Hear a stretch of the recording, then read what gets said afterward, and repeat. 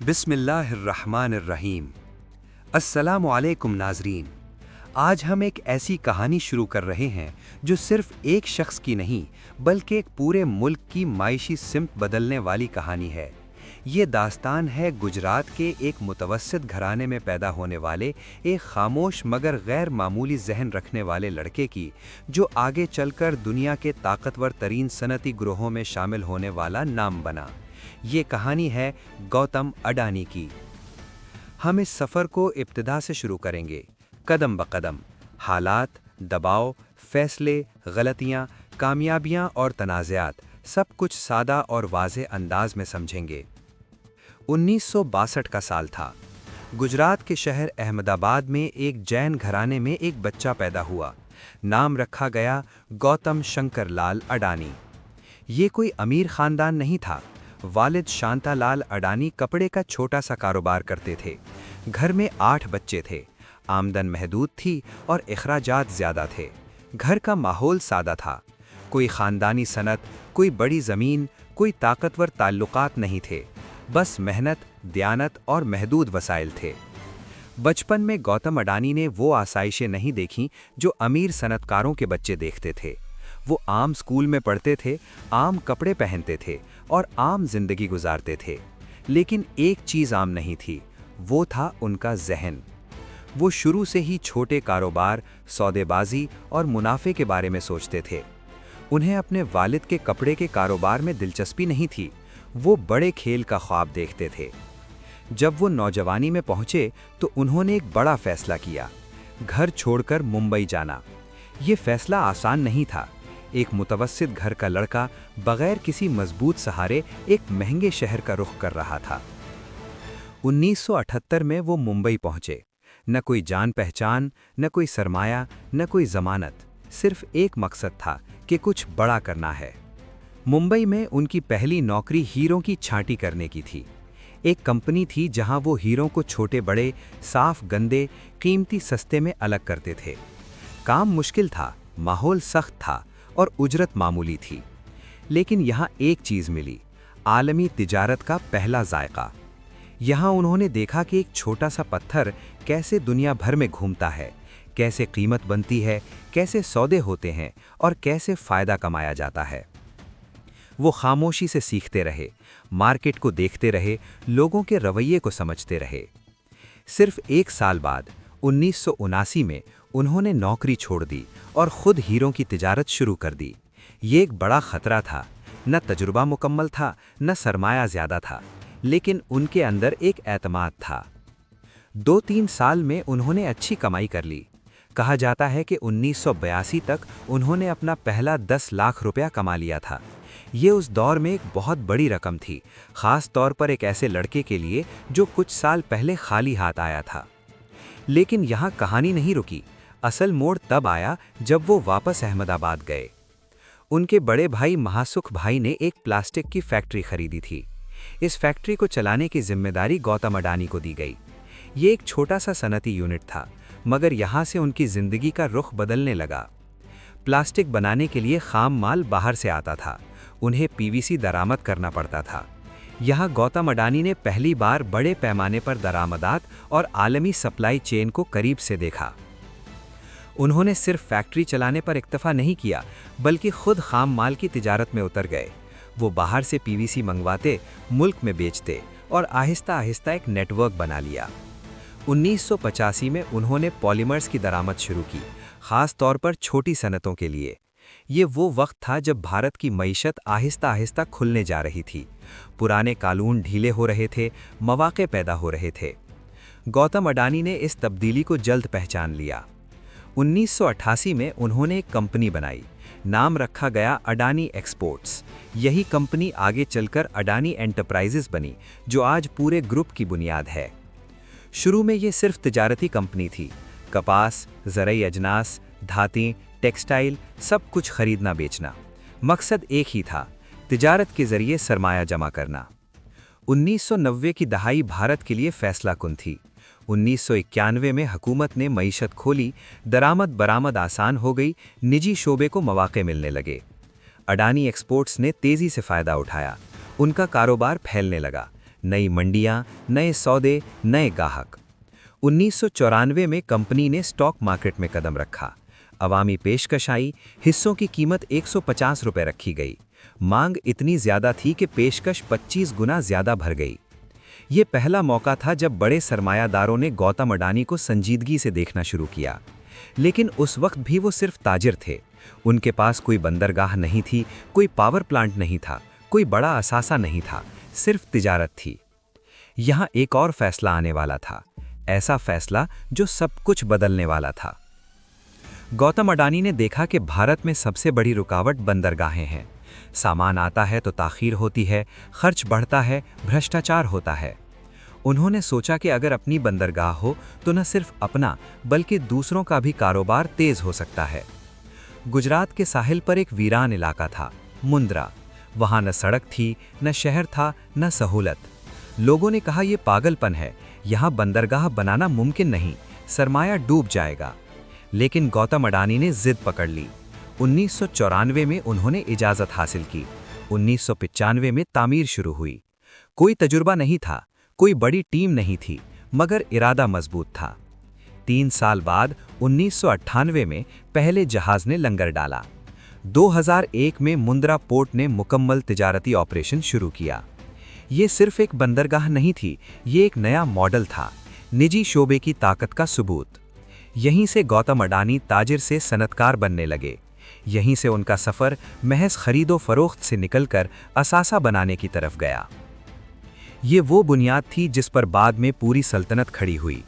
ये वो मोड़ था जहां एक दरमियाने तबके का लड़का भारत के इंफ्रास्ट्रक्चर नक्शे पर अपना नाम लिखने लगा। यहाँ कहानी ख़त्म नहीं होती, यहाँ से असल इम्तिहान शुरू होता है। बड़े कर्ज, बड़े मंसूबे, बड़े खतरात और बड़े तनाज़ात। अब सवाल यह है कि एक बंदरगाह से पूरा मुल्क कैसे जुड़ गया और एक ताजिर पावर कान हवाई अड्डे और तवानाई तक कैसे पहुंचा। गुजरात के साहिल पर जब मुंद्रा बंदरगाह के पहले जहाज ने लंगर डाला तो ये सिर्फ एक तिजारती कामयाबी नहीं थी, ये एक सोच की जीत थी। उस वक्त गौतम अडानी की उम्र अवधि 40 के करीब थी। उनके पास ना सदियों पुरानी सनत थी, ना रियासती सरपरस्ती का कोई तवील रिकॉर्ड। सिर्फ एक चीज थी, हालात को पढ़ने की सलाहियत और खतरा उठाने की हिम्मत। मुंद्रा का इलाका उस वक्त तकरीबन सुनसान था। इर्द गिर्द ना आबादी थी, न सनत, न सड़कें। कारकुनों को रहने के लिए खेमे लगाने पड़ते थे। पानी और बिजली तक का इंतजाम मुश्किल था। ये वो हालात थे जिनमें आम ताजिर हिम्मत हार जाता। लेकिन गौतम अडानी ने इसे रुकावट नहीं, मौका समझा। उन्होंने बंदरगाह को सिर्फ जहाज लगाने की जगह नहीं बनाया, उन्होंने साथ ही गोदाम, सड़कें, रेल राब्ता और सनती ज़मीन भी तैयार करनी शुरू कर दी। ये वो वक्त था जब भारत में निजी बंदरगाह का तसव्वुर नया था। सरकारी निज़ाम सुस्त था, फाइलें रुकी रहती थीं, इजाज़तें महीनों लटकी रहती थीं। गौतम अडानी ने रियासती हुकूमत के साथ मुसलसल राब्ता रखा। उन्होंने दिखाया कि ये मंसूबा सिर्फ उनका नहीं बल्कि गुजरात की मईशत का फ़ायदा है।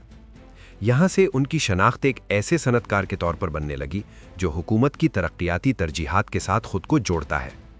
2005 में एक बड़ा कदम उठाया गया।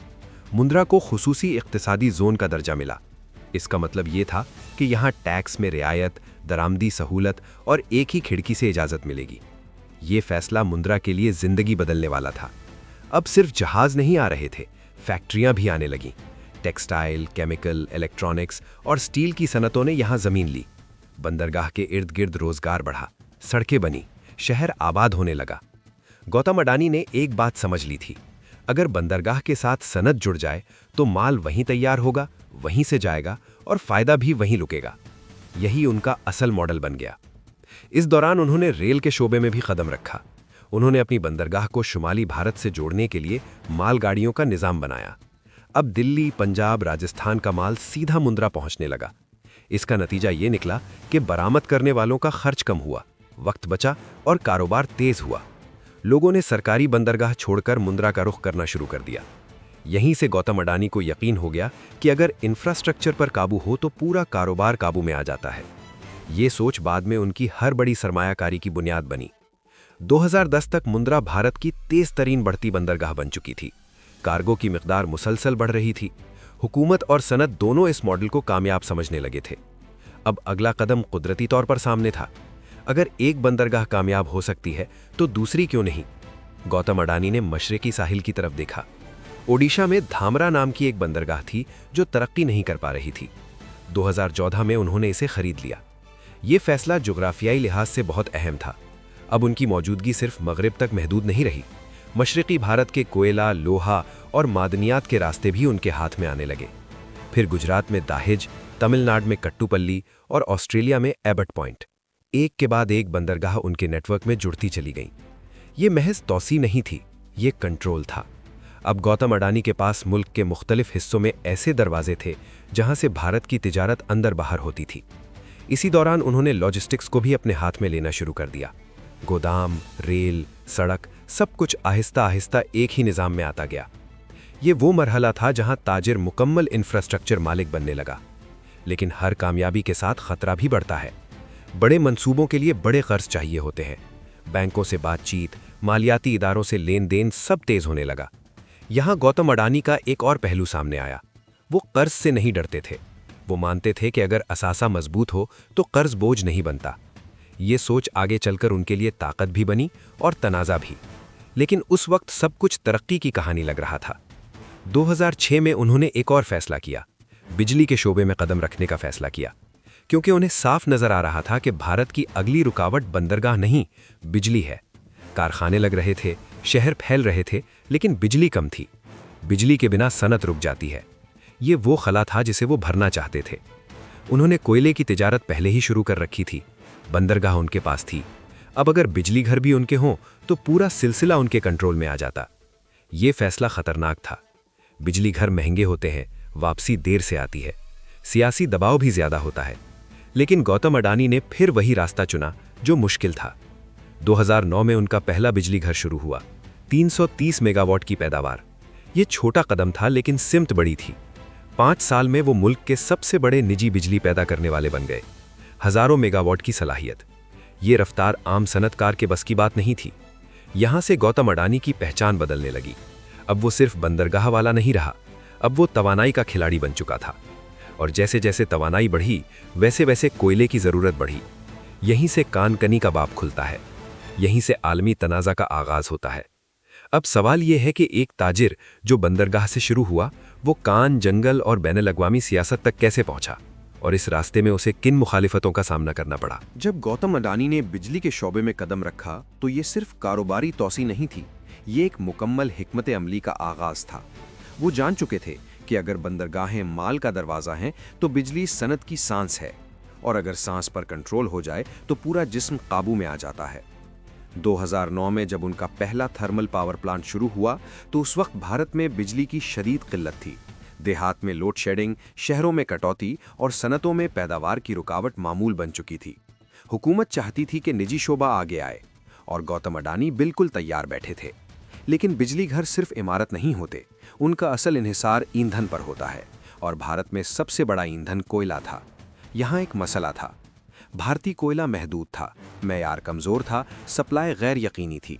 अगर बिजली घर को मुसलसल चलाना है तो कोयला बाहर से लाना पड़ेगा। ये वो लम्हा था जब गौतम अडानी ने सिर्फ खरीदार बनने के बजाय मालिक बनने का फैसला किया। 2008 में उन्होंने इंडोनेशिया में बोनियो नामी कोयले की कान खरीदी। ये पहली बार था कि कोई भारतीय निजी कंपनी इतने बड़े पैमाने पर बैरूने मुल्क कान खरीद रही थी। ये कदम खामोश था लेकिन बहुत बड़ा था। अब वो सिर्फ कोयला नहीं खरीद रहे थे, अब वो कोयला निकाल रहे थे। ये एक बुनियादी फर्क था। 2 साल बाद 2010 में उन्होंने ऑस्ट्रेलिया में गलीली बेसन के कोयले के ज़खायर खरीद लिए।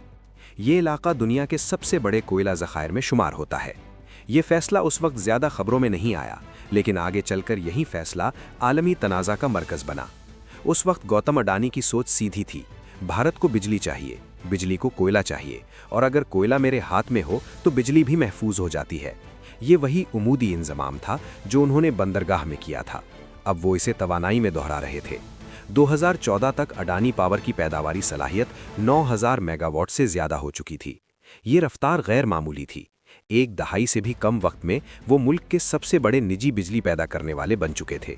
इसी दौरान उन्होंने बिजली की तरसील का निज़ाम भी अपने हाथ में लेना शुरू कर दिया।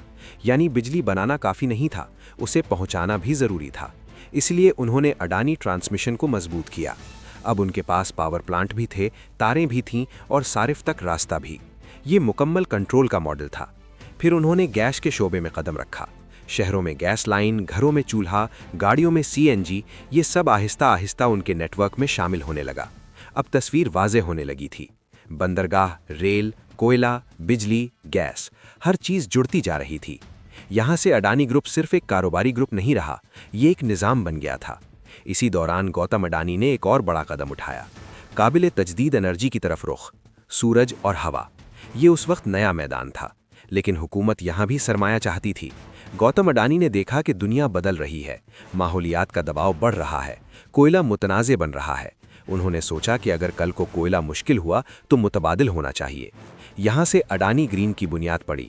شروع میں یہ چھوٹا تھا، چند میگا واٹ، چند منصوبے، لیکن ارادہ بڑا تھا۔ اسی وقت ایک اور محاذ کھلنے والا تھا، آسٹریلیا، گلیلی بیسن اور کارمائکل کان۔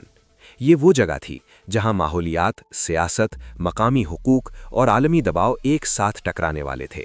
یہ وہ مرحلہ تھا جہاں گوتم اڈانی پہلی بار صرف بزنس مین نہیں رہے، وہ ایک عالمی بحث کا حصہ بن گئے۔ اب سوال یہ ہے کہ آسٹریلیا میں ایسا کیا ہوا کہ پوری دنیا کی نظریں ایک بھارتی صنعتکار پر لگ گئیں، اور یہ تنازع ان کے لیے فائدہ بنا یا خطرہ؟ جب گوتم اڈانی نے آسٹریلیا کے گلیلی بیسن میں کوئلے کی کان خریدی تو اس وقت یہ صرف ایک کاروباری فیصلہ لگ رہا تھا، لیکن آنے والے برسوں میں یہی فیصلہ ان کے لیے سب سے بڑا عالمی تنازع بن گیا۔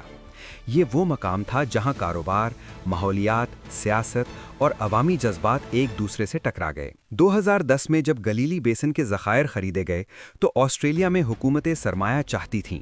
کان کنی کے علاقے پسماندہ تھے، روزگار کم تھا، ریاست کو امید تھی کہ بڑے منصوبے آئیں گے تو معیشت چلے گی۔ گوتم اڈانی نے کارمائکل نامی منصوبہ شروع کیا۔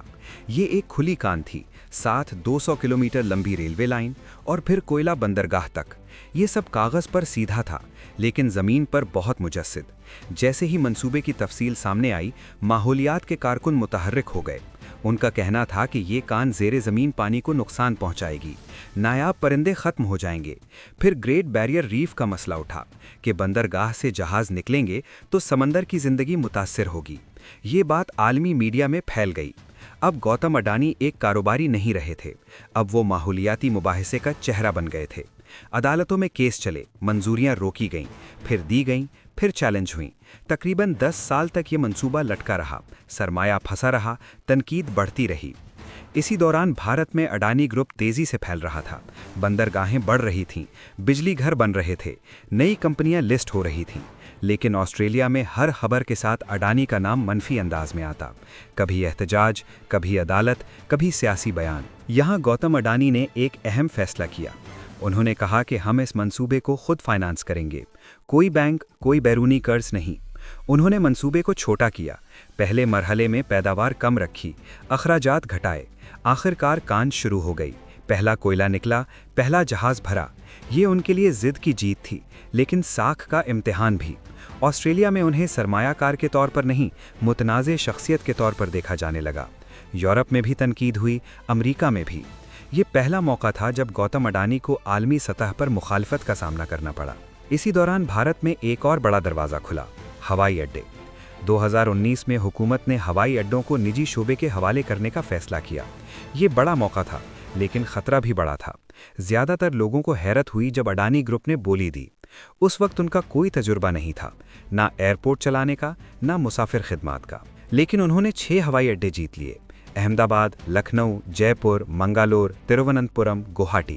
پھر انہوں نے ممبئی کا ہوائی اڈہ بھی خرید لیا۔ یہ بھارت کا سب سے مصروف ہوائی اڈہ ہے۔ ایک ہی جھٹکے میں وہ ملک کے سب سے بڑے نجی ایئرپورٹ آپریٹر بن گئے۔ یہ فیصلہ بہت سوں کو عجیب لگا۔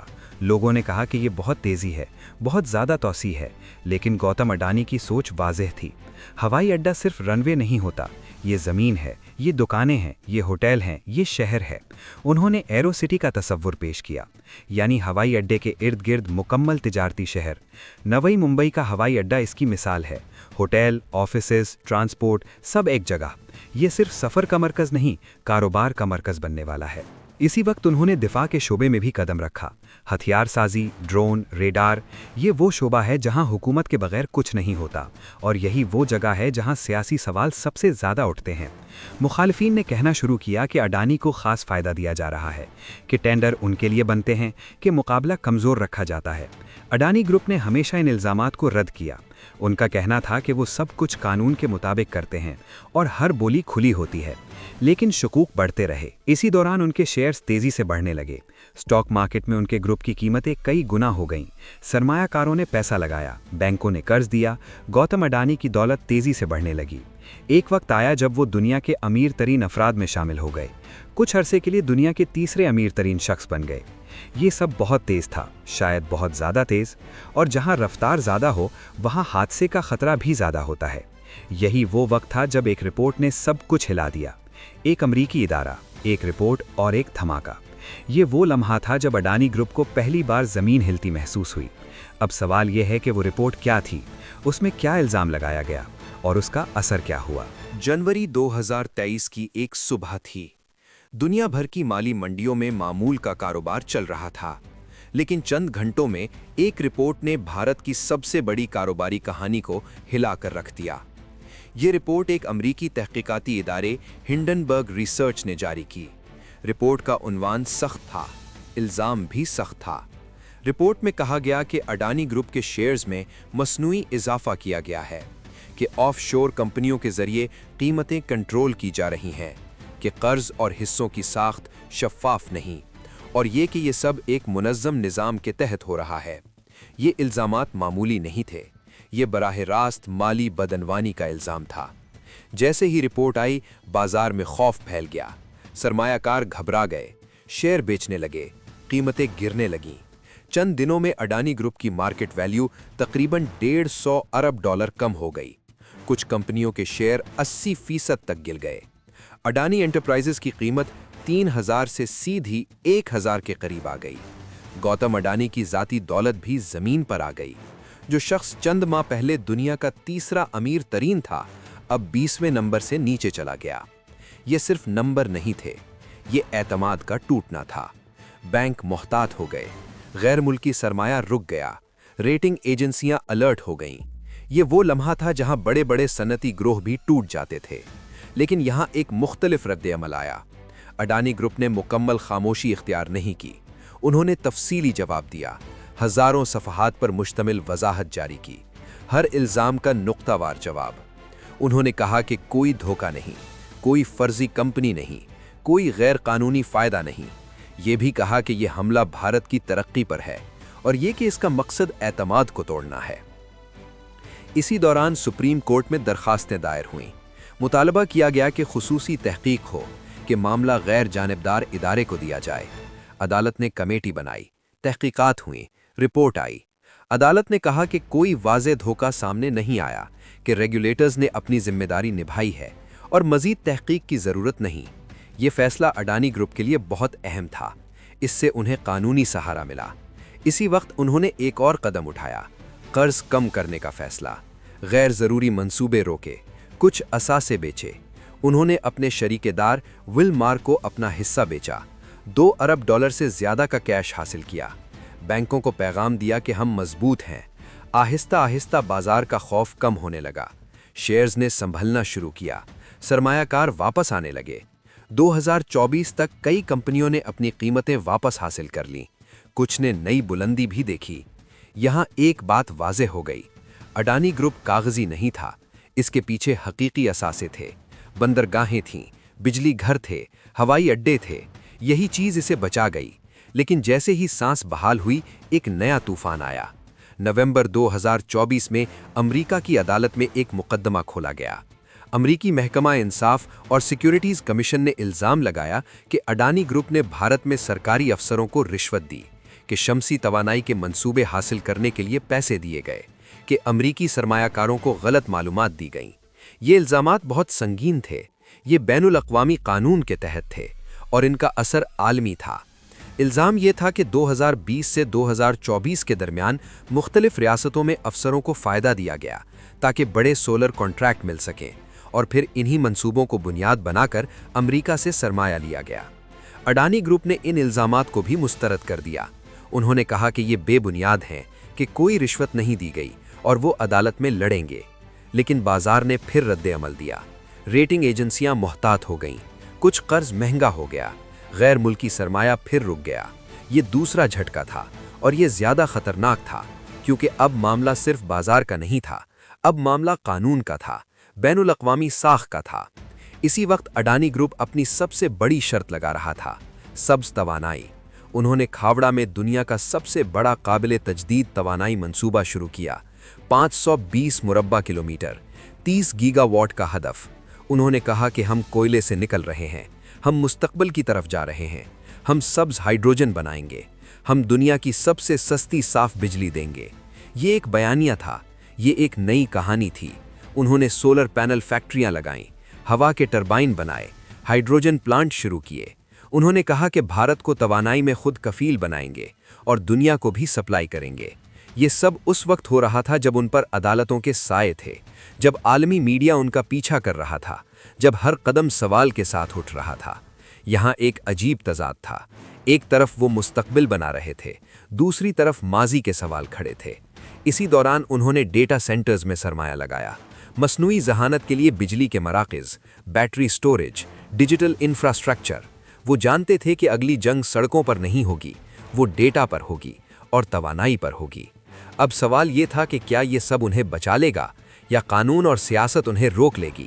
کیا اڈانی گروپ ایک نئے دور میں داخل ہو رہا ہے یا یہ ان کے عروج کا آخری مرحلہ ہے؟ 2026 میں اڈانی گروپ کا فوکس واضح ہے، ٹیکنالوجی، سبز توانائی اور عالمی توسیع۔ انہوں نے گوگل کے ساتھ شراکت کی اور آندھرا پردیش میں ایک بڑے ڈیٹا سینٹر کا منصوبہ شروع کیا۔ ان کا کہنا ہے کہ ڈیٹا نیا تیل ہے۔ یہ منصوبہ ملک کے ڈیجیٹل انفراسٹرکچر کو مضبوط کرے گا اور تجارتی مواقع پیدا کرے گا۔ اسی دوران بھارت میں بیٹری سٹوریج کی سب سے بڑی فیکٹری بھی مکمل ہو رہی ہے۔ یہ نہ صرف قابل تجدید توانائی کے منصوبوں کو مستحکم کرے گی، بلکہ ملک کی توانائی خود کفالت میں بھی اضافہ کرے گی۔ عالمی سطح پر اڈانی گروپ نے ویتنام، سری لنکا اور بنگلہ دیش میں سرمایہ کاری کے منصوبے شروع کیے ہیں۔ مقصد صرف بھارت کے اندر نہیں، بلکہ پورے انڈو پیسیفک خطے میں انفراسٹرکچر کے شعبے میں اثر و رسوخ بڑھانا ہے۔ سب سے بڑی توجہ اب بھی سبز توانائی پر ہے۔ کھاوڑا میں دنیا کا سب سے بڑا رینیویبل انرجی پارک 2030 تک 30 گیگا واٹ بجلی پیدا کرے گا۔ اڈانی گرین انرجی نے 2016 میں صرف 0.3 گیگا واٹ کی صلاحیت سے آغاز کیا تھا اور 2025 تک یہ 14.2 گیگا واٹ تک پہنچ گئی۔ سولر پینلز، ہوا کے ٹربائنز اور ہائیڈروجن پلانٹس کی پیداوار میں اضافہ ہو رہا ہے۔ گروپ کا مقصد ہے کہ سبز ہائیڈروجن کی پیداوار فی کلو $2 سے کم لاگت پر ہو، تاکہ یہ فوسل فیول کے مقابلے میں مسابقتی بن سکے اور بھارت کو عالمی صاف توانائی برآمد کرنے والا ملک بنایا جا سکے۔ اس کے باوجود قانونی اور مالی چیلنجز ختم نہیں ہوئے۔ امریکی عدالت میں 2024-25 کے الزامات ابھی زیر سماعت ہیں۔ سیکیورٹیز اور قرض کے بازار محتاط ہیں۔ یہ وہ پہلو ہے جو گروپ کے لیے مستقل اوور ہینگ کا سبب بنا ہوا ہے۔ مگر اڈانی گروپ کی مضبوطی کی ایک وجہ اس کا متنوع اور عمودی انضمام ہے۔ بندرگاہیں، بجلی گھر، ہوائی اڈے اور رینیویبل انرجی پارک سب ایک دوسرے سے جڑے ہوئے ہیں۔ اس ماڈل نے گروپ کو بحران کے دوران بچایا۔ ہنڈنبرگ ریسرچ اور امریکی الزامات کے باوجود اڈانی نے اپنی مالی حالت مستحکم رکھی اور متعدد منصوبوں میں سرمایہ کاری جاری رکھی۔ اگر ہم مقابلہ کریں تو اڈانی گروپ کا فرق ریلائنس سے نمایاں ہے۔ ریلائنس زیادہ تر صارفین کی خدمات میں فعال ہے، جبکہ اڈانی بنیادی انفراسٹرکچر، توانائی اور B2B مارکیٹس پر فوکس کرتا ہے۔ اڈانی کا کیپٹل ری سائیکلنگ ماڈل، جو نئے کاروبار کو انکیوبیٹر میں شروع کر کے بعد میں الگ لسٹ کر دیتا ہے، اسے عالمی ادارتی ماڈلز جیسے مکواری یا بروک فیلڈ کے برابر رکھتا ہے، مگر یہاں پر پروموٹر کی ملکیت زیادہ ہے۔ ملک کے لیے اڈانی گروپ کا کردار نیشن بلڈنگ کا ہے۔ بندرگاہیں، ہوائی اڈے اور دفاعی منصوبے بھارت کی ترقی اور قومی سلامتی کے لیے اہم ہیں۔ اسی وجہ سے سیاسی اور اقتصادی نقطہ نظر سے گروپ کی کہانی قابل غور ہے۔ گوتم اڈانی کی دولت کا سفر بھی تاریخی ہے۔ 2019 میں ان کی دولت تقریباً $8.9 بلین تھی، 2021 میں 74.8 بلین اور اگست 2022 میں 137.4 بلین تک پہنچی۔ ہنڈنبرگ کے بحران کے بعد 2023 میں یہ 47.2 بلین ہو گئی، لیکن 2025 تک تقریباً $64 بلین پر مستحکم ہوئی۔ یہ دولت صرف ایک شخص کی نہیں، بلکہ ایک پورے انسدادی ماڈل اور اس کی کامیابی کی نمائندگی کرتی ہے۔ حقیقت یہ ہے کہ گوتم اڈانی اور ان کا گروپ ایک غیر معمولی انسدادی سفر طے کر چکے ہیں۔ پی وی سی کی تجارت سے لے کر بھارت کے سب سے بڑے بندرگاہی اور ہوائی اڈے نیٹ ورک تک، کوئلے سے سبز توانائی تک، ہر قدم پر منصوبہ بندی، حکمت عملی اور خطرہ شامل رہا۔ یہ گروپ ایک پیچیدہ مگر منظم انسدادی ماڈل کی مثال ہے جس نے بھارت کی انفراسٹرکچر اور توانائی کی دنیا کو بدل کر رکھ دیا ہے۔ قانونی چیلنجز، مالی بحران اور عالمی مخالفت کے باوجود گروپ کی توسیع جاری ہے اور وہ 50 گیگا واٹ رینیویبل انرجی اور 1 ملین میٹرک ٹن ہائیڈروجن پیدا کرنے کے ہدف کی جانب بڑھ رہا ہے۔ یہ کہانی صرف ایک کاروباری شخص کی نہیں بلکہ ایک پورے ملک کی اقتصادی ترقی اور عالمی توانائی کے منظرنامے کی بھی کہانی ہے۔ اگر آپ کو یہ کہانی پسند آئی تو لائک کریں، کمنٹ کریں اور منی سٹوریز اردو کو سبسکرائب کریں۔